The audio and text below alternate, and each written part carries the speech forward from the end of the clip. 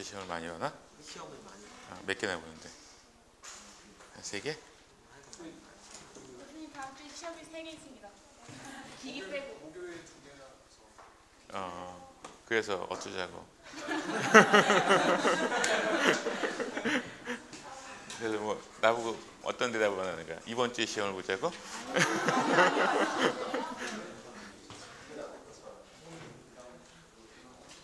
한꺼번에 보는 게 좋잖아. 이렇게 고통도 그냥 짧게 끝나고. 응? 다음 주 화요일에?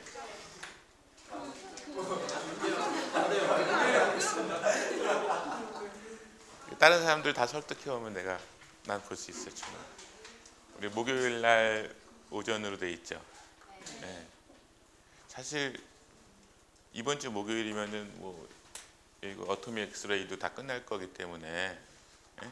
뭐 다음 주 화요일 날 봐도 되긴 해요. 아니 월요일 날 봐도 되고. 주말에 공부하고 그냥 월요일 날 아침에 딱 보고. 월요일에도 시험 있어?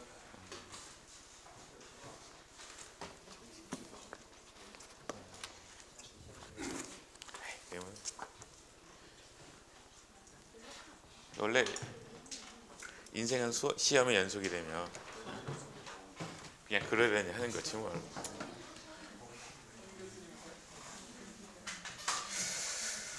봅시다. 요번 거는 별로 어려울 것도 없어요. 그래서 우리가 지난 시간까지 원소 분석을 하는 것에 대해서 오늘도 그렇지만은 원소 분석을 하는 장비, 기기에 대해서 우리가 얘기를 하고 있었고 오늘은 그것의 마지막 챕터예요. 우리가 매스를 건너뛰었으니까 어토믹 엑스레이 스펙트로메트리야. 원소 구성 성분이 뭔지를 분석하는 건데 얘는 그냥 옵티컬이라고 안 하고 엑스레이 스펙트로메트리라고 했네. 제목에서부터 뭐가 달라질지 약간 예측이 되죠. 엑스레이를 아마 소스로 쓰는 것 같아. 그래서 예전에 한번 보였던 그림이 다시 나오네요. 그러니까 초반에 한 2-3주, 3-4주 정도 배웠던 것들이 되게 중요한 게 그걸 뼈대로 해서 계속 반복되는 것들이에요. 우리 기계분석 시간에 배우는 것들이. 그래서 이때 우리가 여태까지는 세상에 이 많은 다양한 전자기파 중에서 주로 여기서 놀았죠. 비저블, UV 약간, 뭐 적외선 약간 여기서 놀고 있었어. 그렇죠? 요 파장 영역대에서 여기가 파장으로 하면은 어디 있나? 프리퀀시, 에너지, 웨이브랭스 위쪽에 있구나. 그러니까 뭐 한 몇백 나노? 여기에서 우리가 계속 얘기를 하고 있었어. 근데 전자기파라는 거는 우리가 눈으로 감지하는 건 이렇게 좁은 영역이지만은 이쪽으로 가면은 엑스레이, 자외선 그리고 엑스레이도 뭐 소프트하고 하드, 그다음에 감마레이, 그다음에 이쪽으로 가면은 적외선, 그다음에 마이크로웨이브, 라디오 웨이브 이런 것들을 우리가 일상생활에서는 많이 쓰죠. 감마레이 말고는 대부분 쓰는 것 같아. 그렇죠? 그러면서 근데 이런 것들도 전자기파니까 우리가 분석하는데 어떤 성분을 아는데 아니면 분자의 구조를 아는데 사용할 수 있을 거예요. 그래서 이번에는 여태까지 원소의 분석을 하는데 이 영역만 봤다면은 조금 더 이쪽으로 가서 이쪽에 있는 넓은 엑스레이를 사용하려는 거야. 그럼 여기하고 뭐가 달라지나? 일단 파장이 뭐 수백 나노 정도에서 여기는 어디야? 굉장히 넓은 영역이긴 하지만은 뭐 12 9승이면은 12-9승이면은 나노미터고 10승이면 옹스트롱이지. 그리고 아주 친절하게 그림도 있잖아. 사이즈 오브 웨이브랭스. 해서 우리가 좀 지난주까지 얘기하던 그 가시광선의 영역은 크기가 박테리아, 바이러스 뭐 이 정도 사이즈 크기가 되는 거야. 파가 한번 이렇게 왔다 갔다 하는 그 거리가 박테리아 한 마리 정도, 두께 정도 되는 것 같아. 근데 엑스레이 같은 경우에는 보니까 여기 잘 안 보이죠? 워터 몰레큘이라고 되어 있어요. 그러니까 물 분자가 이 정도 되는 거예요. 그러니까 보통 우리가 분자 얘기할 때 원자하고 원자 사이 거리가 뭐 메동스트롱이다, 뭐 1점 메동스트롱이다 이런 얘기를 많이 하죠. 그러니까 여러분들이 이번 시간에 배울 엑스레이는 파장이 그렇게 짧은 거야. 여기 한번 사인파가 왔다 갔다 하는데 뭐 수소하고 산소 사이의 그 거리 정도밖에 안 되는 거죠. 그러니까 그런 것들 염두에 두고 파장이 짧아지면은 에너지는 어떻게 돼? 에너지는 커지죠. 그래서 엑스레이는 막 많이 맞으면 안 되지.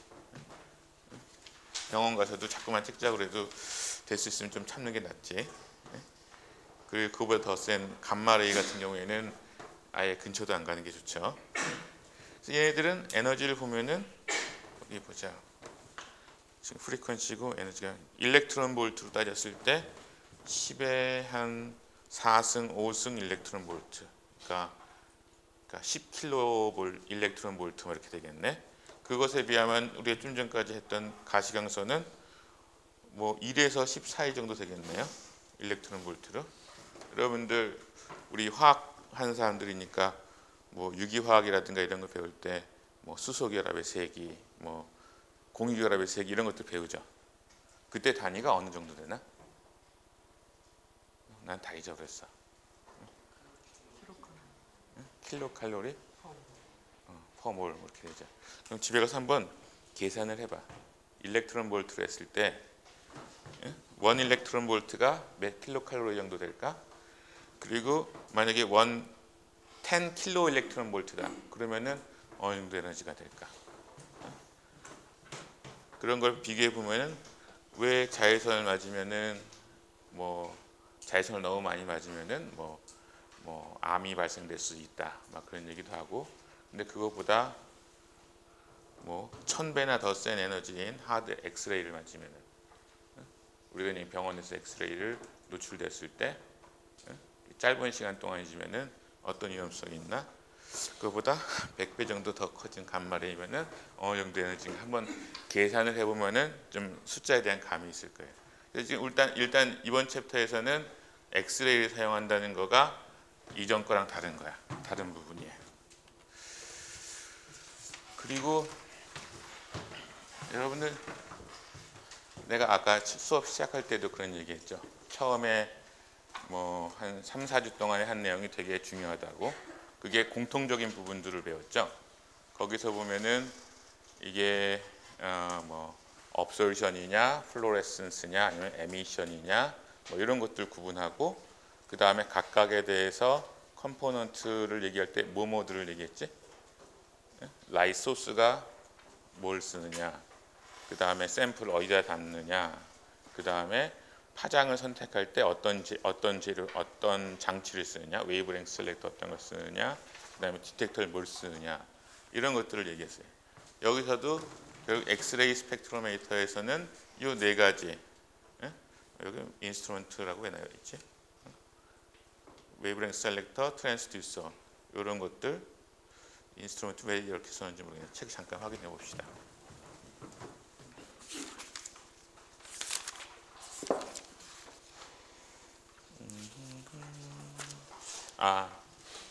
요건 잘못된 거예요.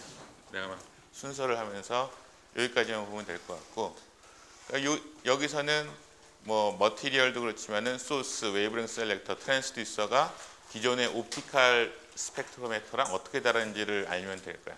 근데 제일 큰 차이점이 어디 있냐면은 소스에 있어요. 좀 전에 말한 것처럼 1000배나 10,000배나 더 큰 에너지를 갖는, 그리고 더 짧은 파장의 그 전자기파를 만들려면은 기존의 뭐 텅스텐 램프로 하던 거 아니면은 뭐 레이저 이런 거랑은 좀 다른 방법이 필요할 거란 말이야. 그래서 봅시다. 소스에 대해서 아마 먼저 얘기할 텐데, 여기서 소스가 어떻게 하면 엑스레이를 만들 수 있을까 생각해 보면은 여러분 책에 나와 있는 방법은 한 4가지 정도를 언급을 하고 있어요.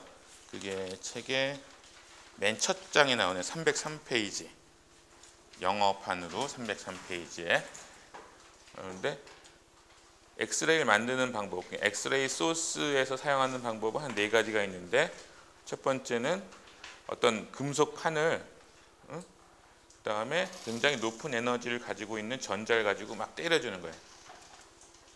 그러면 엑스레이가 나온대요. 그리고 두 번째는 엑스레이를 가지고선 뭐 이런 금속판 같은 다른 재료를 막 때려주면은 이 엑스레이를 흡수하고선 다시 나오는 엑스레이 플로레센스, 옵티컬 플로레센스이듯이 엑스레이 플로레센스를 이용하는 경우가 있고, 이거는 그러니까 전자가 들어가서 엑스레이가 나오는 경우고, 두 번째 같은 경우에는 엑스레이를 넣고 엑스레이 플로레센스를 얻는 그런 경우죠. 그 다음에 세 번째는 방사성 물질.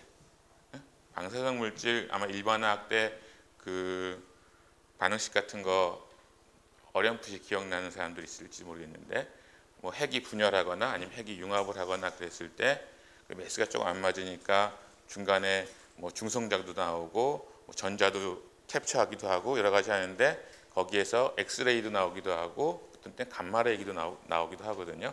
그 중에서 엑스레이를 내놓는 그런 머티리얼을 사용하는 경우가 있고, 그리고 네 번째는 이제 싱크로트론 소스라는 그런 부분이 있는데, 여러분들 아마 뉴스나 이런 데서 보면 우리나라는 포항에 있죠. 포항 방사강 가속기. 그게 이제 싱크로트론 소스라는 게 그런 부분이에요. 그래서 요것들에 대해서 잠깐 설명하면 되는데, 요것도 하나 알아둬야겠다. 아까 그 표에서 얘기했던 것처럼 엑스레이 같은 경우에는 주로 이제 옹스트롱을 전후로 해서 아니면 나노미터 전후로 해서 왔다 갔다 하는 고래 이제 0.01 나노미터니까 0.1 옹스트롱 정도 될 거고, 뭐 2.5 나노미터면은 뭐 25 옹스트롱 정도. 그럼 요거는 사실 이 파장만 가지고 우리가 에너지 감이 별로 없지. 그러니까 일렉트론 볼트로 바꿀 때는 우리가 이것을 뭐 1, 2, 3, 9.8로 하고 나눠주면 되는 거예요. 이 숫자들을. 그러면 얼마일까? 그것도 아까 그 표를 보고 계산해 보면 되겠지. 그리고 요 경우에는 나노미터라는 거, 이게 옹스트롱일 때는 이 점이 없어져야 되겠지. 이런 환산하는 거 정도 알아둬야 되고, 그래서 첫 번째 케이스로 나온 게 금속판을 전자를 가지고 막 때려주면은 엑스레이가 나온다고 그랬어. 잠깐만요. 여러분들 책에 요 그림이 그 그림인데 엑스레이 튜브라는 건데, 이건 이제 그림을 보여주기 위해서 저 뒤로 간 거고, 다시 앞으로 올 거예요. 310페이지에 있는 그림 12-7에 있네.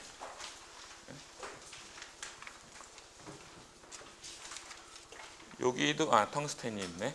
텅스텐 필라멘트가 있어서 가열을 막 해줘. 금속을 막 진공 중에서 금속을 막 가열해주면은, 혹시 열전자라고 들어봤어요? 가열해주면 이 안에 여기서 빛도 나오지만은 전자들도 막 튀어나온다. 금속에서. 그럼 그 전자들이 여기서 하이 볼티지로 걸어주고, 그리고 또 여기가 그라운드가 되어 있으니까 여기가 마이너스 플러스가 될 아니죠. 마이너스 플러스가 될 거고, 전자는 마이너스 차지니까 이쪽으로 막 달려가겠지. 요 사이에 전압이 걸려 있으니까. 그리고 굉장히 높은 전압을 걸어 놓는다면은 여기서 발생한 열전자가 이쪽 극으로 막 달려갈 거야. 빠른 속도로. 그러다가 이제 금속판에 충돌하는 거지. 근데 이제 여기다가 어떤 뭐 좀 이따 나오겠지만 뭐 몰리브덴이라든가 텅스텐이라든가 아니면 여러 가지 종류의 금속판, 구리라든가 아니면 알루미늄이라든가 금속판을 여기다 대놓으면은 그 열받은 그 전자가 충돌하면서 그 굉장히 빠른 속도로 가던 거가, 걔가 이제 운동 에너지가 있잖아. 근데 걔가 정지를 해야 되는 거잖아요. 금속에 들어가면서 물론 이제 몇 분 정도야 금속 그 원자들이랑 충돌하면서 감속이 되겠지만은 뭐 한 조금 깊이 들어가다 보면은 결국은 제로의 운동 에너지가 될 거야. 그럼 그 차이만큼이 어디로 가느냐? 뭐 일부는 이 금속 자체가 뜨거워지고 열받기도 할 거고, 뭐 스퍼터링 되기도 하고 그렇겠지만은 많은 경우에 그 에너지 차이만큼이 에너지로, 그러니까 빛으로 나와요. 그 빛으로 나오는 부분이 엑스레이가 되는 거지. 그래서 이 빛을 사용하는 거가 이게 이 엑스레이 소스의 원리인데, 여러분들 혹시 이런 그림 봤나요? 브램스탈룽 뭐 이런 사람 얘기 들어봤어요? 그리고 여기서 나오는 빛을, 엑스레이를, 전자기파를 파장 대역별로 아니면 에너지 대역으로 쭉 보면은 크게 보면 두 가지가 있어. 이렇게 연속 스펙트럼을 보이는 부분이 있고, 그리고 경우에 따라서는 이렇게 라인 스펙트럼, 그러니까 선 스펙트럼처럼 샤프한 그 파장이 나오는 경우 두 가지가 있어요.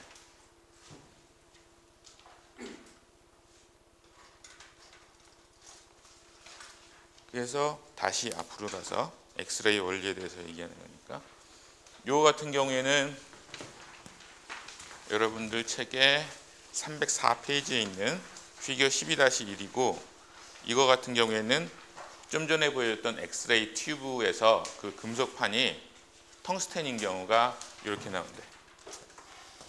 그리고 그 다음에 있는 그림 12-2가 비슷하게 생기긴 했는데, 얘는 금속판이 몰리브덴인 거야.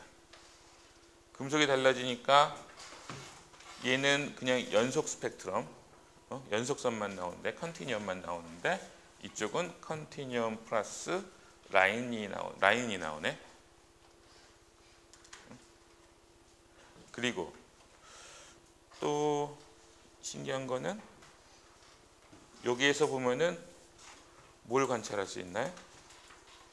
여기서 요 킬로볼트, 요건 뭘까? 아까 텅스텐을 가열을 하면 전자가 나온다고 그랬고, 그게 그 이쪽에는 마이너스로 높은 전압을 걸어주고 이쪽은 그라운드라니까 두 개 사이에 전압차, 그러니까 그 전압차 때문에 전자는 이 메탈 타겟으로 엄청난 속도로 달려가게 된다고 그랬죠. 그리고 그 사이에 전압차가 크면 클수록 더 많은 운동 에너지를 주는 거지. 그렇기 때문에 여기 있는 요 숫자들 20kV, 30kV, 50kV 이런 것들은 그 이제 그라운드 된 데하고 반대쪽 고전압 걸어준 데하고의 그 전압의 차이예요. 그 전압을 차이가 크면 클수록 뭐가 달라지나? 물론 이제 인텐시티가 커지기도 하는데 요 값도 틀려지네. 그렇죠. 그래서 일단 이런 형태의 연속 스펙트럼을 여러분들 책에 어디 나오나, 브램스탈룽이라는 단어가 어디 나올 것 같은데,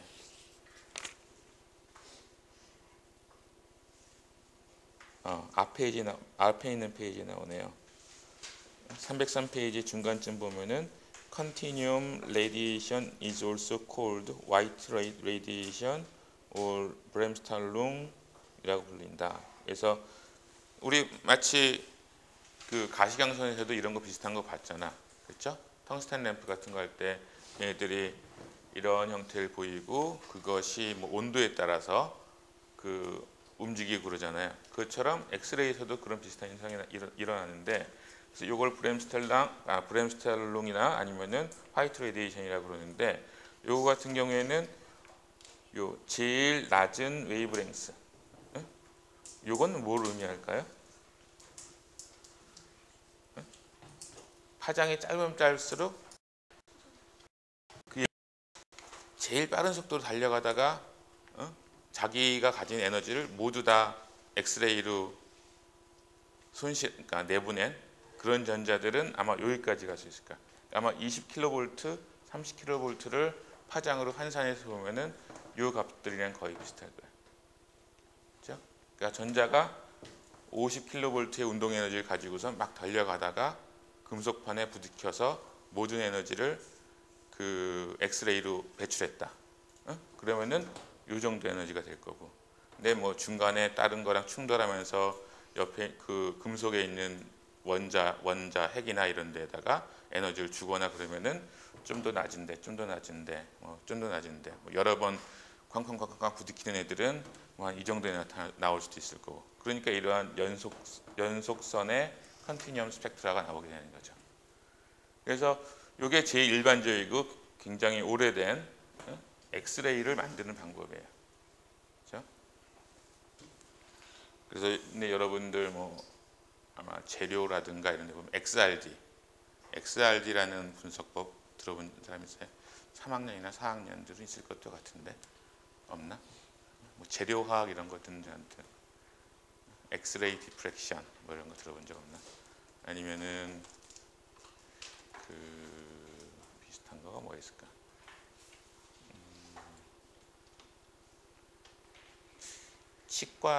치과에서는 안 할 것 같고 치과에서는 또 다른 소스에 들을 거고 그건 이제 좀 이따 그럼 다른 경우에 보여줄게요. 그러면은 요 같은 경우에는 사실 금속판이 몰리브덴이 되든 텅스텐이 되든 아니면 구리가 되든 알루미늄이 되든 상관없어. 이 전자가 얼마나 큰 에너지로 가속이 됐느냐, 두 개 사이의 전압이 얼마나 크냐, 이것에 따라서 이 모양이 결정되는 것 같아요. 금속판이 뭐냐에 상관이 없어요. 여기 35kV니까 여기 32랑 30보다 이제 좀 35 여기 있네.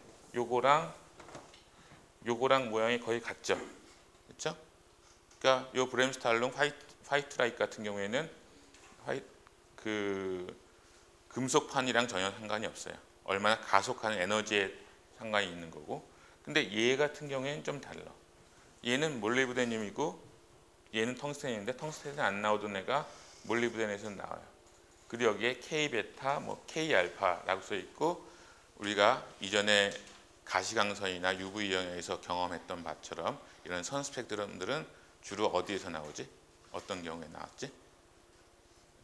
가시광선 영역에서 선 스펙트럼이 나온 부분들은 어떤 특별한 원인이 있었지?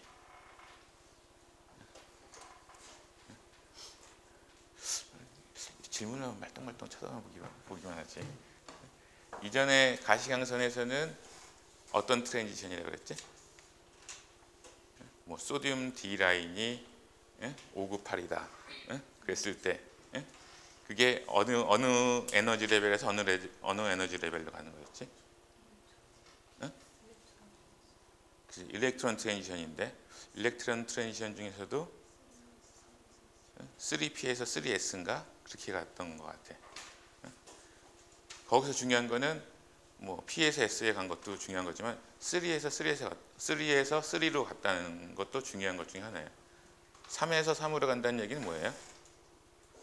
그게 다 에너지 레벨들이 제일 바깥에 있는 애들이다라는 거거든. 1S, 2S, 2P 뭐 이렇게 올라가잖아. 근데 우리가 가시광선 얘기할 때는 저 안에 있는 코어 일렉트론들은 전혀 얘기 안 하고 밸런스 일렉트론들 레벨에서만 올라갔다 내려갔다 계속 그랬던 거야. 그럼 엑스레이를 왔어. 에너지가 한 1000배 정도, 10,000배 정도 세지고 그런데 여기서도 이런 선들이 나타났다. 그럼 얘네들은 어디에 해당하는 트랜지션일까?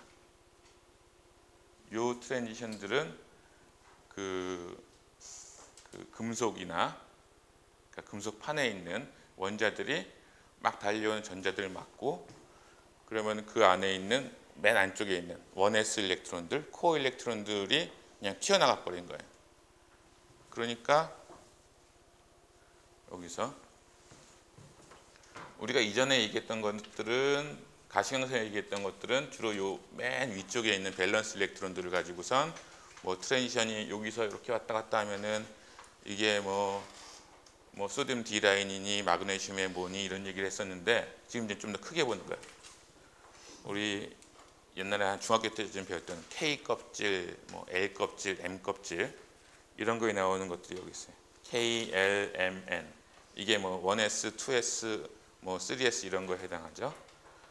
전자가 그러니까 금속이 전자로 충격을 딱 받으면은 여러 가지 반응을 보일 수도 있지만은 여기에 차 있던 전자들이 굉장히 많은 에너지를 그 외부에서 전자가 주네. 그러니까 그걸 받아가지고선 도망가 버려요. 만약에 뭐 소듐이었다고 치자. 소듐이었는데 이 위에 전자들이 막 차 있는데 저 아래에 있는 거가 도망가 버렸어. 그럼 여기 빈 구멍이 하나 있겠죠. 그러면 어떻게 될까? 그렇게 오래 있을 수는 없어. 그렇지?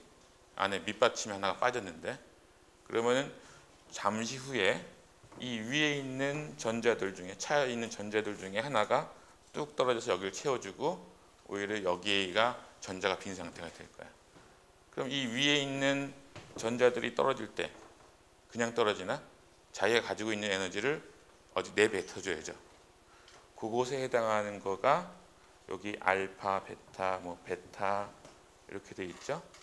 그러니까 그러니까 L에서 K로 떨어지는 게 알파, 그 다음에 M에서 K로 떨어진 게 베타.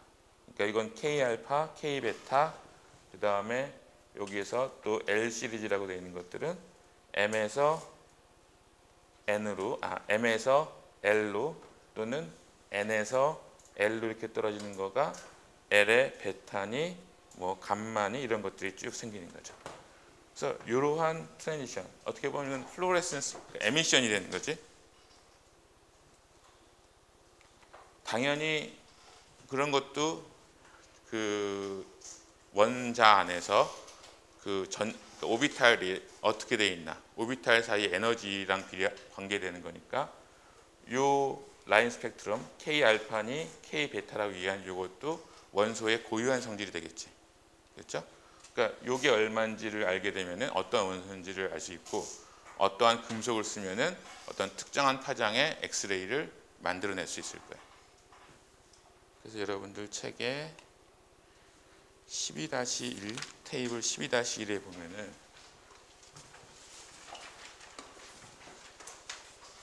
몇 가지 예가 있어. 소디움, 포타슘 이런 것 같은 경우에는 K 알파 1의 라인 같은 경우가 11.909 단위가 킬로 일렉트론 볼트일 것 같은데, 여기 단위가 왜 안 써 있지? 킬로 일렉트론 볼트일 거예요. 킬로 볼트, 뭐 킬로 일렉트론 볼트. 그러니까 이게 마치 전에 뭐 소디움, 마그네슘의 뭐 3S에서 3P로 3P에서 3S로 가는 거가 뭐 598, 589 뭐 이런 나노미터다. 그런 것처럼 이 경우도 K 알파가 11.909, 그 다음에 뭐 크롬 같은 경우에는 K 알파가 2.290 일렉트론 볼트, 킬로 일렉트론 볼트, 이런 게 어떤 고유한 값이 되는 거고, 만약에 우리가 텅스텐을 사용한다.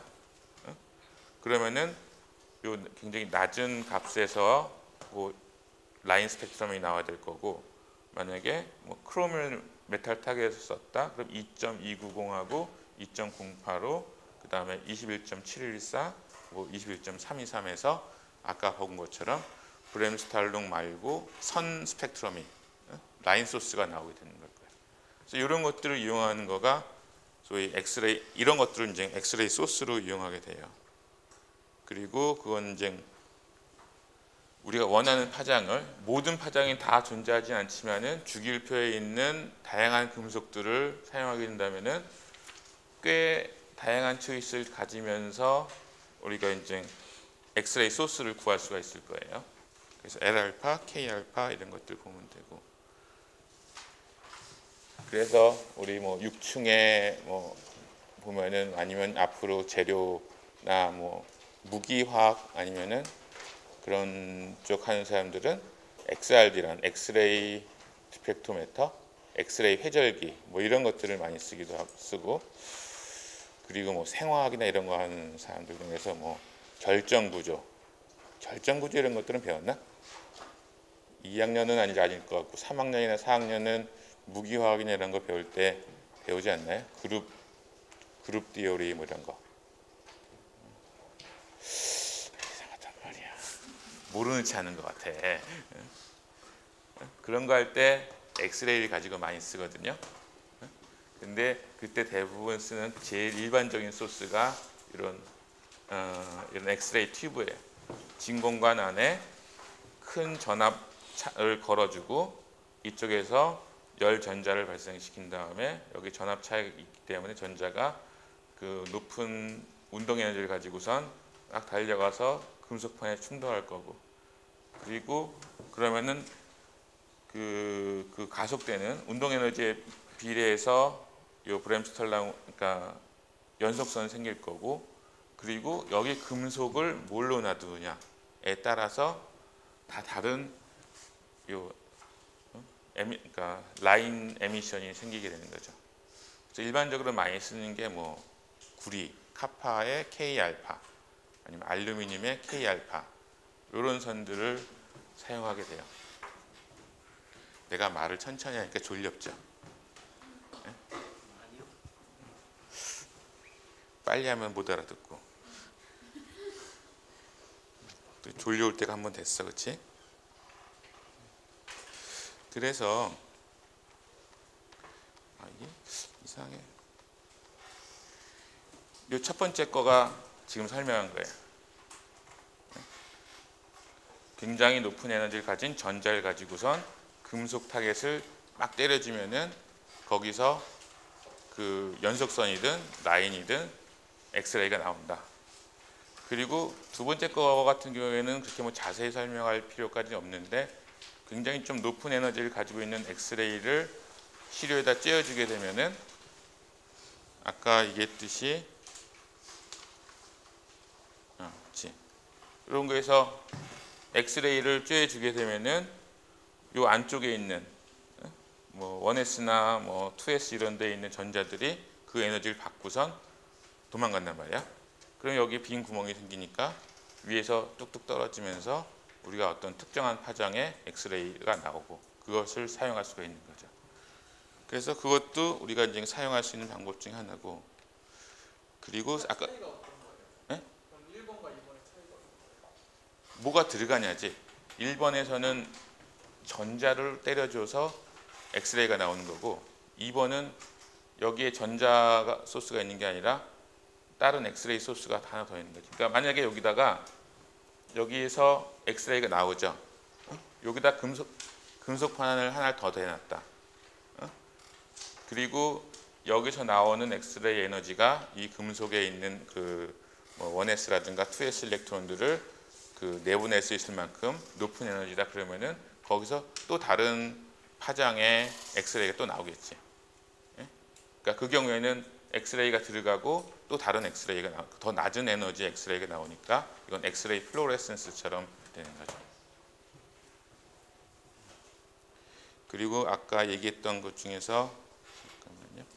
세 번째인가가 방사성 원소였죠. 레디오 아이소토픽 소스. 이런 같은 경우가 우리 사실 방사선 이게 저쪽 우리 원자력 발전소 같은 데 가도 그런 핵화학이 많이 쓰이기도 하지만은 병원에 가서 무슨 암을 치료할 때 뭐 감마선으로 암을 치료한다.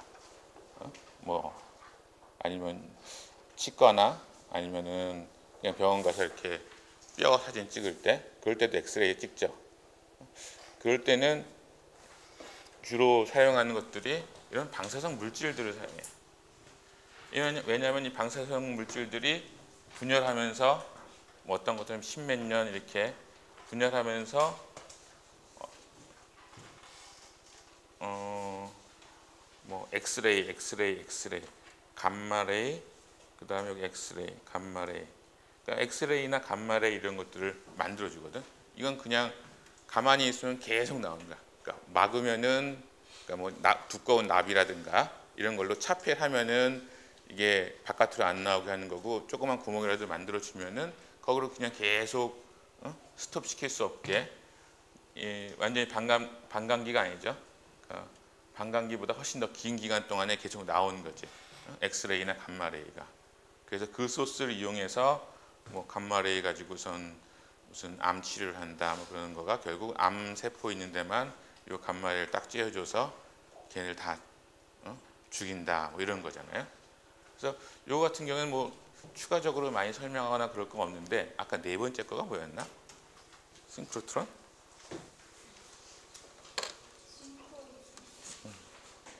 싱크로트론. 발음도 어려워, 그렇지? 그래서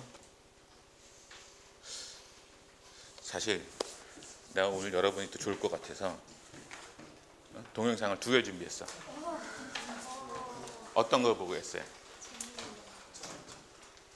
근데 내 생각에 다음 시간에 싱크로톤을 보고 여기에 내 개인적으로는 요걸 더 좋아하는데 우리나라가 이제 엊그젠가 그 로켓 그러니까 나로호 발사한다 그러다가 또 연기됐잖아. 우리나라가 참 못하고 있는 것 중에서 과학 분야에서 못하고 있는 것 중에서 이제 저쪽 이제 바깥으로 나가는 것들을 잘 못하고 있는데, 근데 우리나라는 지금 로켓을 쏘느냐 마느냐, 뭐 러시아한테 돈을 얼마나 줘야 되느냐, 뭐 이런 것들을 하고 있는데 지금 현재 저기 달도 아니고 저기 화성쯤 가서 뭐 하고 있는 것들이 있죠. 이게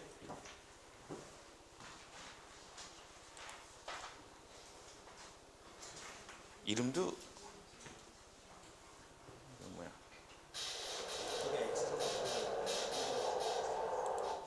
잠깐만요.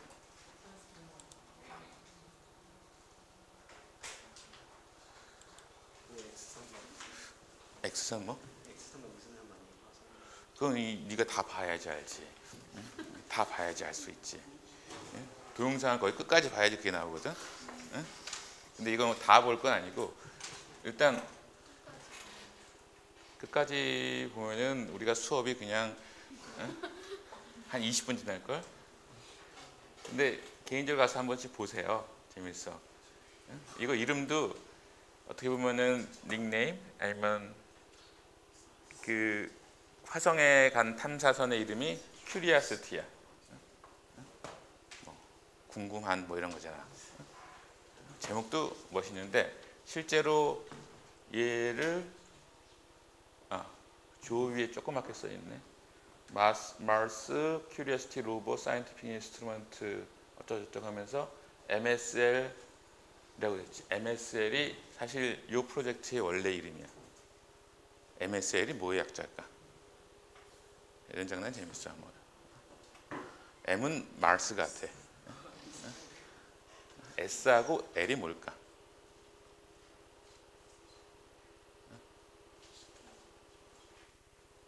S. 여러분들이 뭐 공부하고 있죠?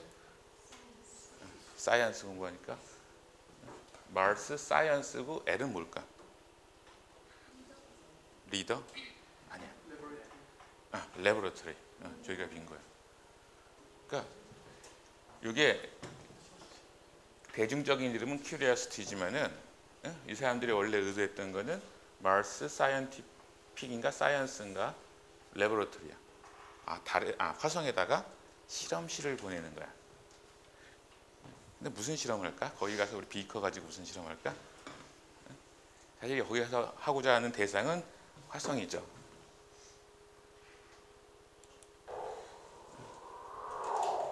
처음에 약간 엔터테이닝한 Mars rover Curiosity is about the size of a small SUV and brings to Mars a collection of 10 scientific instruments, plus an array of other instruments, tools, electronics, communications, and power supply. 이런 우리 기기 분석에서 배운한 장비 한 10개 정도가 들어가 있다는. Shoulder, elbow, and wrist. At the end of the arm is a turret that can hold various tools, like a percussion hammer, scoop, and brush device, and can spin them through a 360-degree range. 실제 크기야. 우리 길가에 다니는 조그만 트럭만 하죠?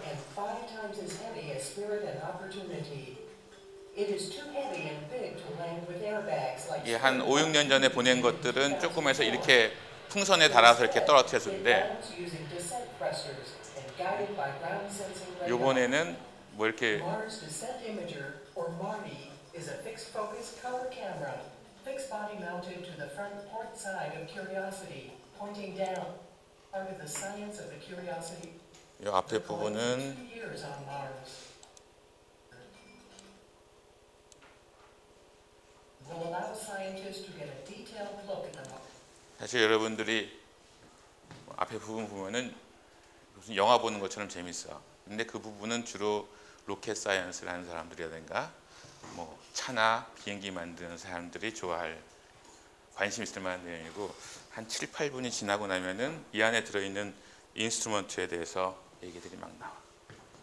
여기에 보면은 APXS 여기서 X가 뭘까? 엑스레이야. S는 스펙트로미터야. 그 다음에 여기 또 여러분들이 캠은 뭘까? 관련될 것 같지?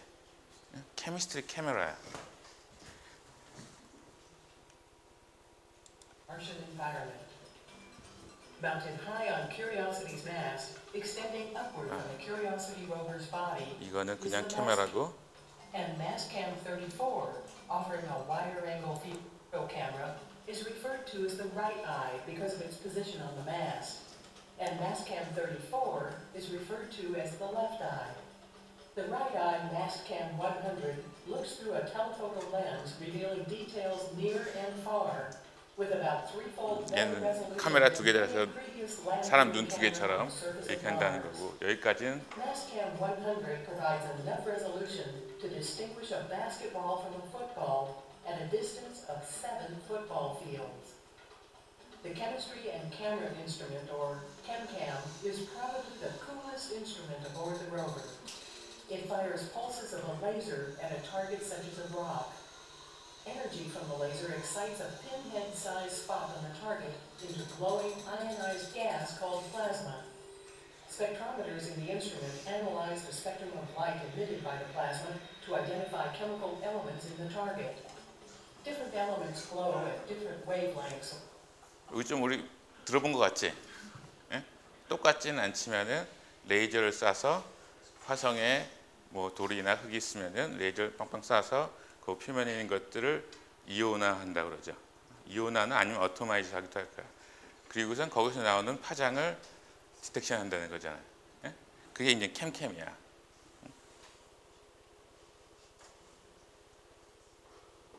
Or colors. The technique is called laser-induced breakdown spectroscopy. There are two parts of the ChemCam instrument. First is the body unit, which goes inside the body of the rover and contains 3 spectrographs for analyzing the ionized gas. The other is located on the mast and contains the laser, imager, and telescope. An optical fiber from the mast unit delivers the telescope's observations to the body unit.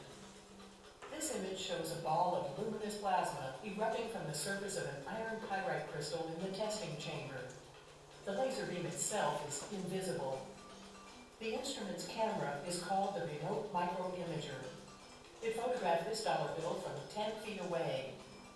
The instrument can fire a laser at Martian rocks up to 30 feet away and analyze the composition of the vaporized bits. ChemCam enables Curiosity to study rocks that are out of the reach of its flexible robotic arm. Provided by the Russian Federal Space Agency, the Dynamic Albedo of Neutrons, or DAN, will check for what 캠이 상당히 재밌는 거야. 레이저 브레이크다운 스펙트로스코피라는 건데,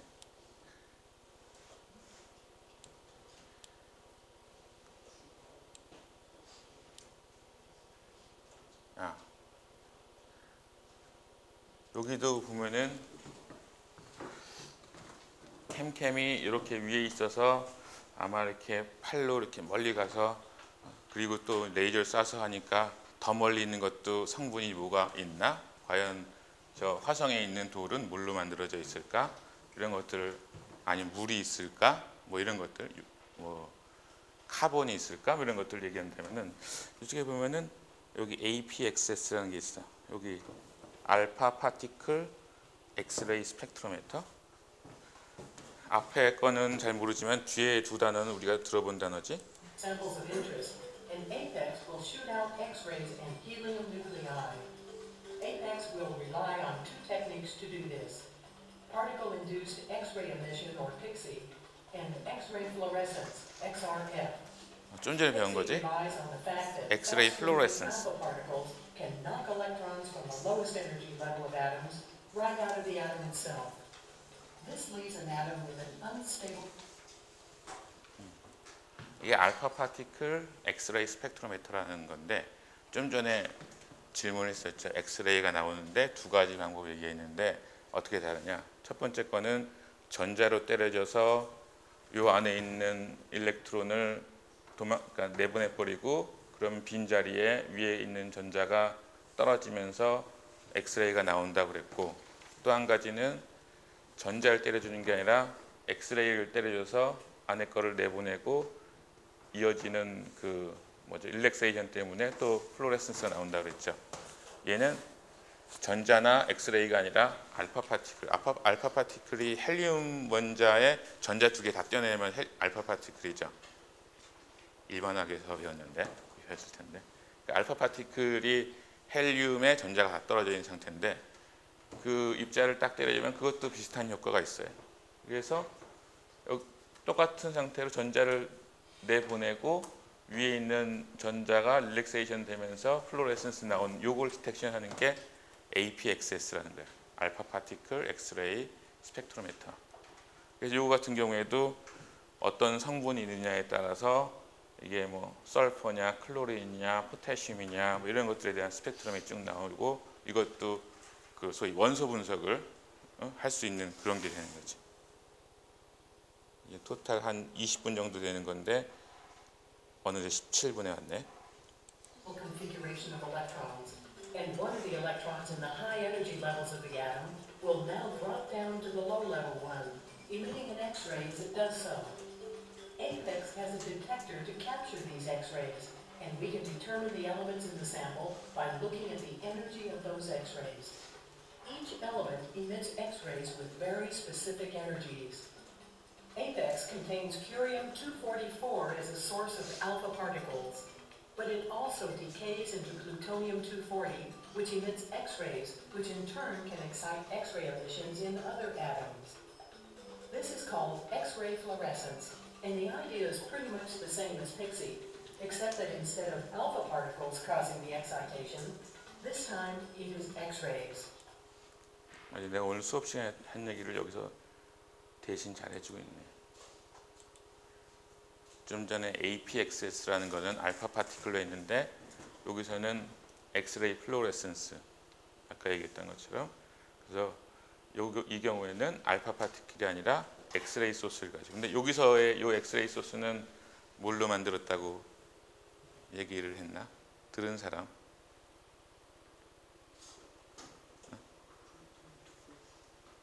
플루토늄 뭐 이런 얘기 있었죠. 그러니까 우리가 아까 얘기했던 엑스레이 만드는 네 가지 방법 중에서 세 번째인가 있는 그 레디오 아이소토프, 방사성 원소, 플루토늄 같은 거가 사실 뭐 화성에 가 있을 때는 별로 상관없잖아. 그러니까 여기에 아예 그 방사성 원소를 플루토늄을 넣고선 거기서 나온 엑스레이를 이용해서 분석을 한 거지. 다 끝났습니다. 1분. Except that instead of alpha particles causing the excitation, this time it is X-rays. The two methods turn out to be very complementary, as X-ray fluorescence is good for detecting heavier elements as opposed to PIXI's detection of the lighter elements. Spirit and Opportunity were outfitted with a previous version of APEX and used the instrument to help make clear the prominent role water has played in the shaping of the Martian landscape. The instrument, science tools, electronics, communications, and power supply of Curiosity make it the most complex and comprehensive explorer ever sent to the Red Planet. 요 많은 것 중에서 여러분들이 캠캠, 에픽스, XRF는 어디 갔나? 한 두 가지 정도 봤는데, 그렇죠? 우리가 이제 원소 분석이라든가 기기 분석 전혀 모르고 보면은 앞에는 재밌는데 뒤에가 재미없었을 거야. 근데 이제 여러분들이 다시 수업 시간에 배운 걸 잘 생각하면서 이 동영상을 보면은 어디서 들어본 건데 이런 것들도 많이 있을 거예요. 그렇죠? 그래서 그래도 졸려온가? 그래서 이런 거 같은 경우에 한번 보면은 같은 기기 분석을 해도 이런 거 만드는 사람들 참 재밌을 거야. 여름 방학 때인가 캐나다에 갔었는데 그때 아마 이걸 쐈어요. 근데 이제 아까 맨 마지막에 나왔던 APXS 그게 그러니까 요게 다 메이드 인 USA가 아니고 요 물론 본체는 이제 메이드 인 USA일 거고, 근데 그 안에 있는 컴포넌트들은 아까 중간에는 뭐 러시아 사람들이 만든 것도 있고, 근데 그 APXS라는 거가 캐나다 그러니까 과학자들이 만든 것 같아. 그래서 캐나다에서는 이 큐리오시티가 떴다 뭐 그러면서 거기에 마치 우리나라도 뭐 그런 거 하나 들어가면은 모든 공영방송이 막 그럴 거 아니야. 거기서도 그러더라고. 캐나다의 과학기술이 어쩌고저쩌고 그러면서 그런 것처럼 우리가 과학을 아니면 기기분석을 공부하면서 이것들이 나중에 쓸 수 있는 데가 이렇게 다양한 분야가 있을 거예요. 일단은 잠깐만 이렇게 앞으로 가려면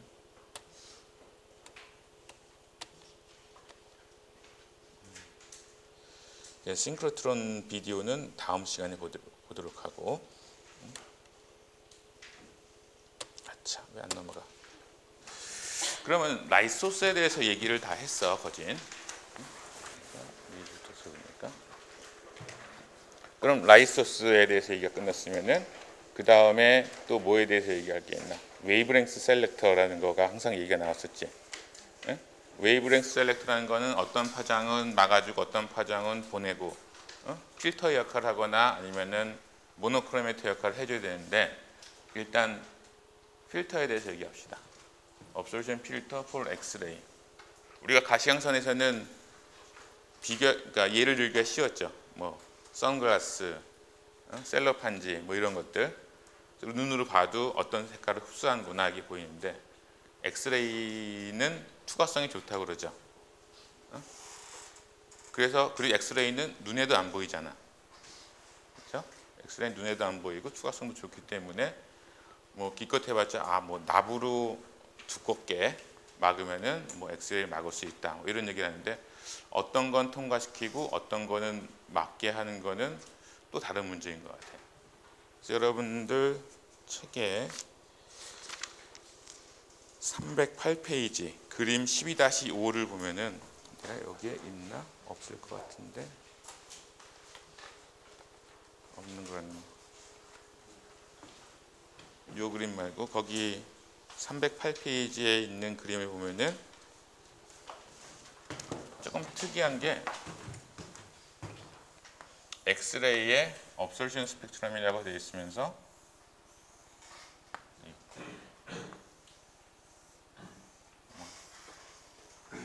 이렇게 되어 있고 이 앞에 게 뭐로 되어 있나?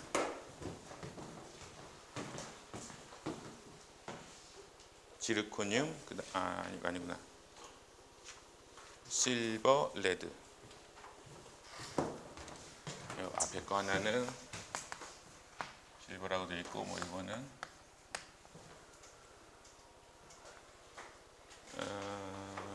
요거는 업솔션 스펙트럼이에요.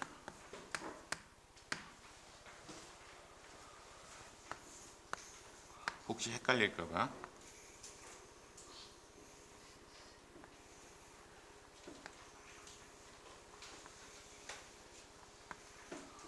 아까 이런 그림도 보여줬었죠. 그리고 여기가 뭐 웨이브랭스고,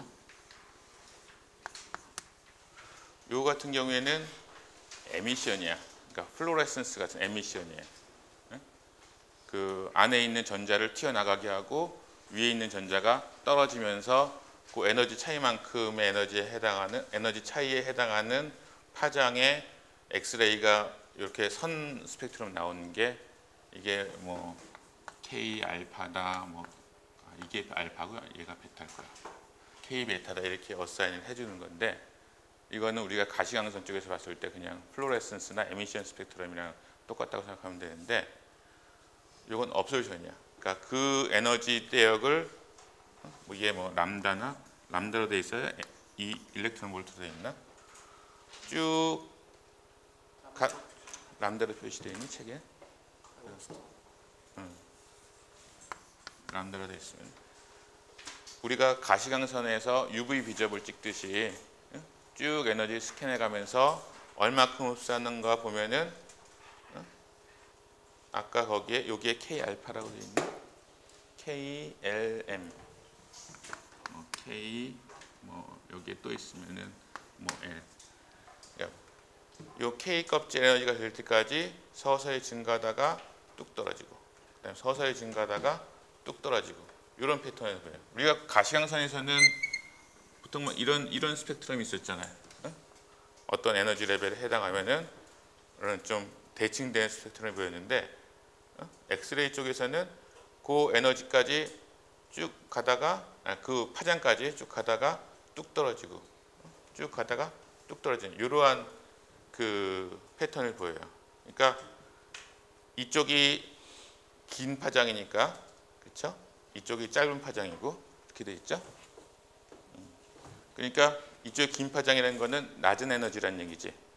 그러니까 그 K 껍데기에 해당하는 그 에너지가 되기 전까지는 흡수를 전혀 안 하다가 거의 안 하다가 여기서부터 급격하게 증가해요. 그 다음에 거기서 그 에너지가 넘어가도 계속 흡수를 할 수 있죠. 그러니까 여기서 서서히 떨어지는 거야. 이쪽에서부터 본다면은 이런 패턴을 보여요.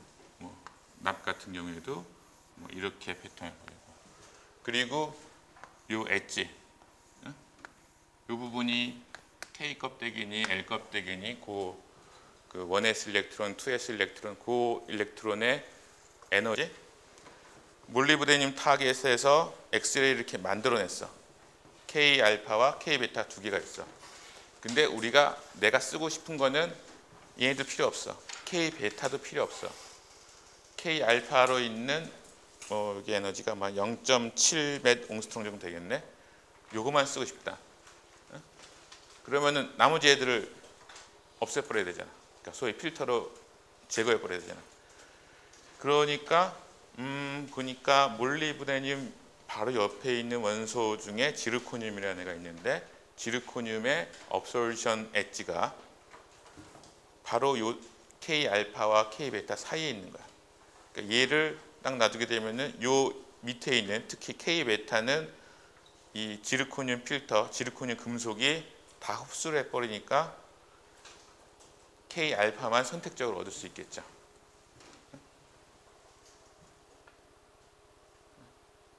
그래서 이런 엑스레이 하는 사람들 보면은 별것도 아닌 것 같은데 온갖 종류의 금속 포일들, 뭐 알루미늄, 구리, 지르코늄 이런 것들 쭉 놔두고 그거 가지고선 이제 어떤 에너지는 제거하고 요것만 쓴다든가 이렇게 많이 사용을 해요.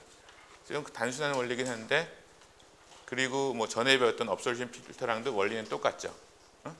그런데 요 업솔션 엣지의 모양도 틀리고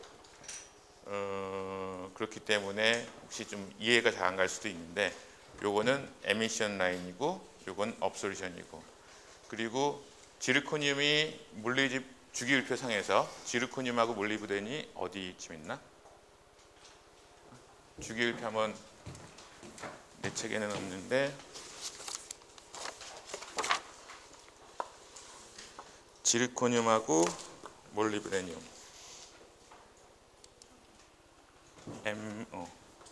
그 다음에 지르코늄은 여기 있지. 이게 업솔션 엣지라는 거는 일종의 패턴이 있어요. 여기서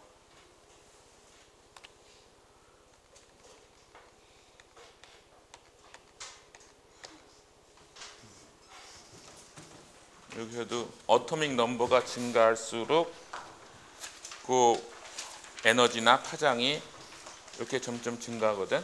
L알파나 K알파나.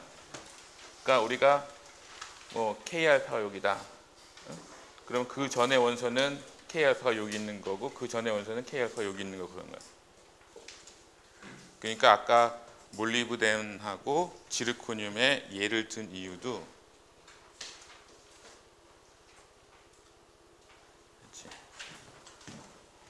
몰리브덴 K알파의 에미션이 여기 있으면은 그 전의 원소 몰리브덴하고 지르코늄 사이에 전에 있던 거가 아마 이 정도 있을 거고, 그 전에 거가 또 여기에 업솔션 엣지가 있는 거야. 그러니까 계속 이어지는 거니까, 그러니 업솔션 필터로 쓰는 거는 우리가 원하는 것보다 원자 번호가 한 2개, 1개, 2개, 3개 요 정도 작은 것을 사용하게 되면은 그렇게 선택적으로 딱 그러니까 제거를 할 수 있는 그런 필터로 사용할 수가 있어요.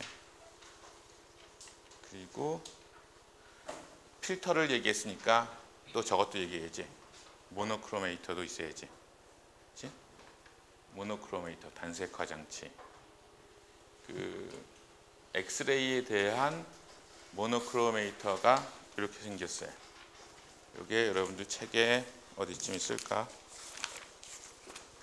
312페이지 있네.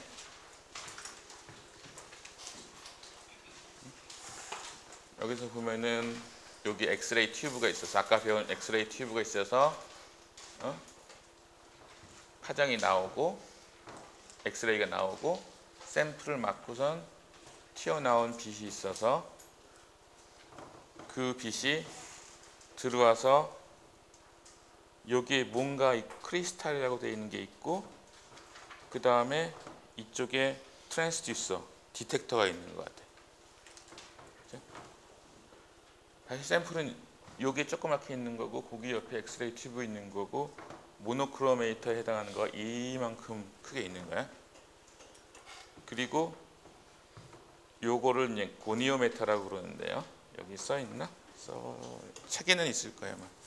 책에 보면은 311페이지 밑에 정도에 이것을 고니오메터라고 그러는데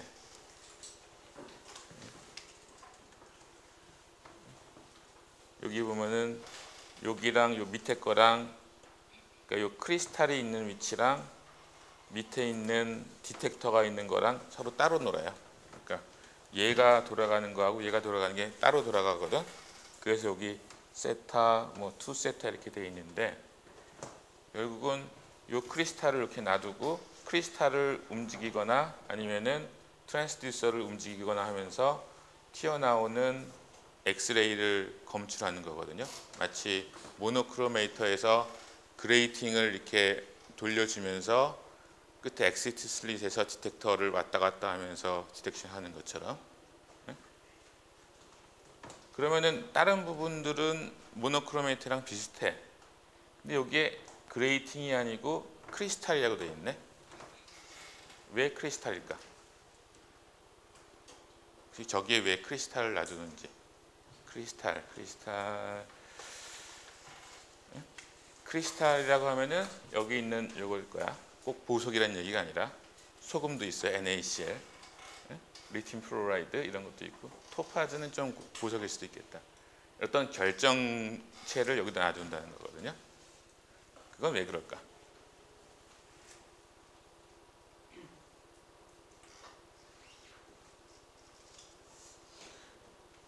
왜 그럴까? 요것만 얘기하고 오늘 끝낼게요. 여기에 뭐가 있어야 될 위치야? 모노크로메이터라고 생각하면 저기에 뭐가 있어야 되는 위치야? 그레이팅이 있어야 되는 위치죠. 우리가 가시광선 할 때 그레이팅은 보통 거기에 선이 몇 개 정도 있었지? 문제 나올 때 2,000개 좀 많이 썼어. 1mm당 뭐 1,200개, 뭐 1,500개 아니면 300개, 600개 이렇게 했죠. 만약 600개라면은 그 줄 간격이 얼마나 촘촘하게 있는 거야? 소위 디스턴스 D가 1mm를 그래 600으로 나누면 얼마나 돼?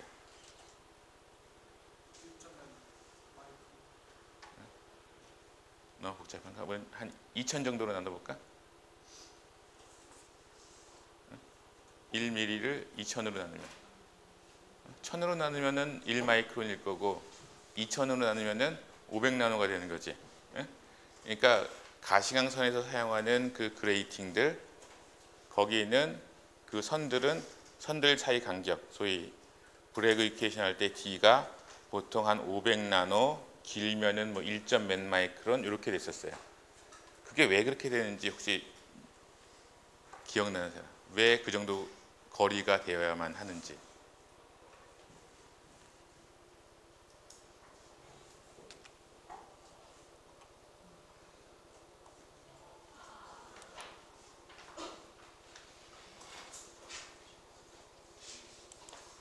엑스레이든 가시광선이든 똑같은 법칙이 필요한 거야.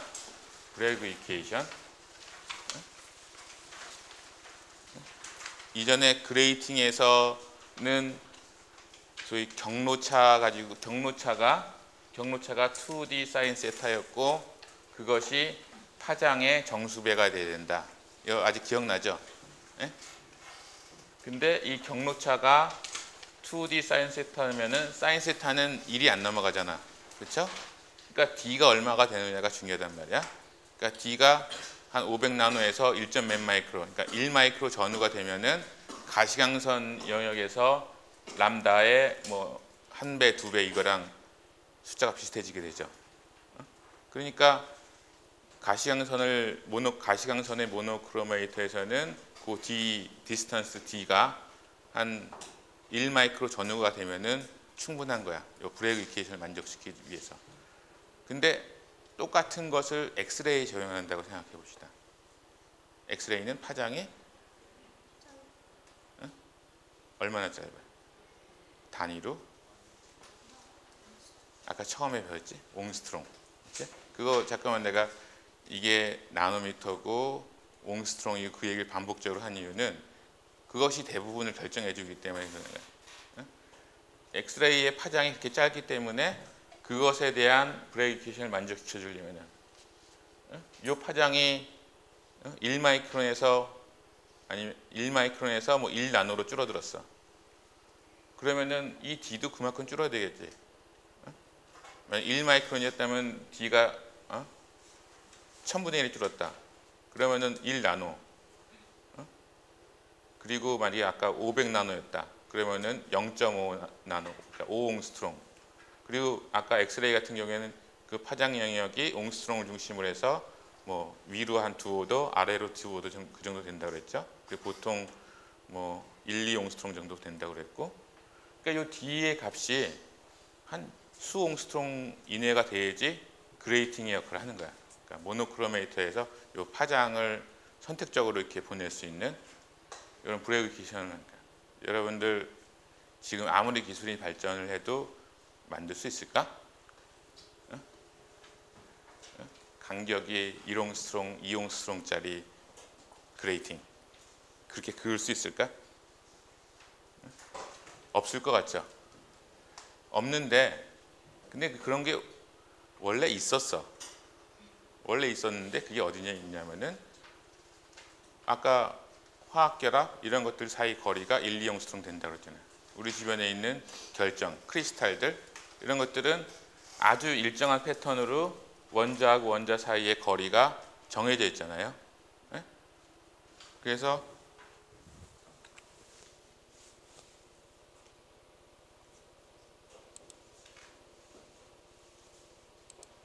여기서 보면은 빛이 들어가는데 비슷하고 콜리미네이션 그 전에 하던 오목렌즈가 하던 역할을 요 콜리미네이터라고 하는 거가 해주는 거예요. 빛을 평행하게 만들어주고 그리고 디텍터도 뭐 나중에 배우겠지만 뭐 엑스레이를 정기적 신호로 바꿔주겠지. 중간에 있는 그레이팅이 있어야 되는 그 부분에 크리스탈이 있는 이유는 크리스탈이 어떤 크리스탈을 선택하냐, 토파즈를 선택하느냐, 소디움 클로라이드를 선택하느냐, 뭐 ADP는 뭐의 약자인지 모르겠지만은 뭐 이런 여러 가지 결정을 선택하면은 그 층들 사이의 간격이 토파즈는 1.356 옹스트롱, 뭐 ADP라는 건 5.325 옹스트롱이니까 요 파장에 해당하는 것을 중심으로 해서 그리고 각도를 좀 바꿔주게 되면은 아까 브레이크이케이션을 만족시켜서 특정한 파장만 특정한 그 반사각으로 특정한 각도로 보내주는 거죠. 그래서 자연계에 있는 굉장히 많은 결정들 그리고 그것들은 대부분 다 다른 어떤 레티스 스페이싱, 그러니까 층들 사이에 그 격자들 사이에 거리가 있고 그러면 그걸 가지고선 이런 영역에 뭐 0.24옹스트롱에서 뭐 2.67옹스트롱 사이의 파장에 대해서는 토파즈를 사용해서 소위 그러니까 웨이브랭스 셀렉션을 할 수 있는 거고 그 다음에 좀 더 큰 거는 이런 것도 사용하면 되고 그러는 거죠.